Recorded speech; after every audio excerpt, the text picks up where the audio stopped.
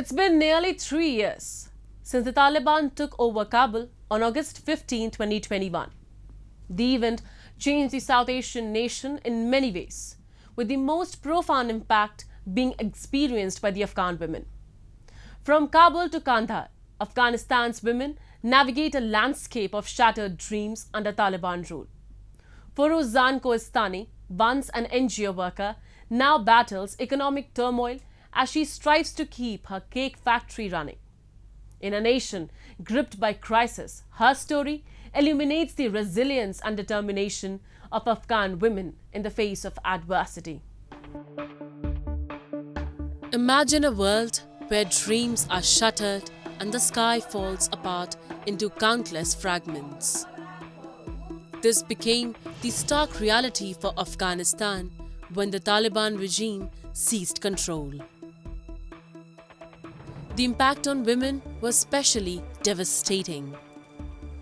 Over the past 2.5 years since the Taliban regained power, Afghanistan has seen the world's most severe women's rights crisis unfold.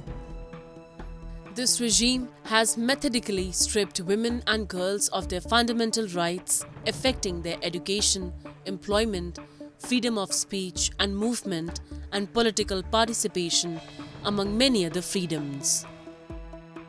This is veteran NGO worker Forozan Kohestani, who lost her job and had to search for a new career when the Taliban seized control of Afghanistan in 2021.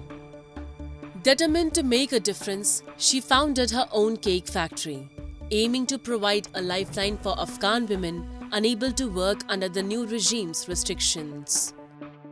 Kohestani took a loan of $4,870 to start her business. By 2022, she had built up the factory's production and hired 15 women and 5 men.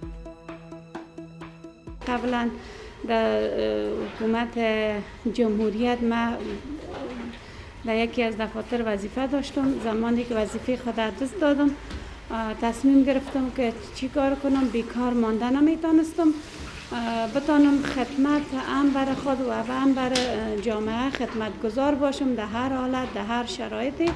تصمیم گرفتم که می بزنس شروع کنم تا از همین طریق مظهر خدمت شوم برای خواهرای عزیزم که فعلا در خانه بیکار هستند. از درس ماندین بعضیشان و بعضیشان نانآور فامیل هستند. Initially, Forozan Kohestani generated around $1,390 per month, covering her employees' salaries and her family's needs. However, as Afghanistan's economy deteriorated, her monthly income halved within a year, pushing her business towards bankruptcy. 2 months ago, Kohestani applied for another loan but was rejected because she is still repaying her initial loan.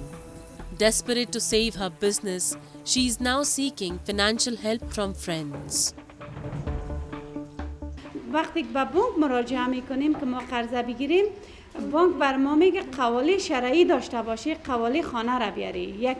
یک مشکل عمده ما خانم‌ها اینمی است و مشکل عمده ما دیگه ای است که وقتی که ما میگه که شما 2 نفر از کارمندای بر حال امارت بیاری که ضمانتتان کنه. ما 2 نفر ضمانت نمیتونیم پیدا کنیم. With the future uncertain, many of Kohestani's employees fear that the factory's closure would leave them with no choice but to beg on the streets. A United Nations Development Programme study released in mid-April highlighted the struggles of female-led businesses like Kohestani's. The report found that 41% of 3,100 Afghan female entrepreneurs surveyed had to take on debt, but only 5% secured credit through a bank or microfinance institution, relying instead on loans from family or friends.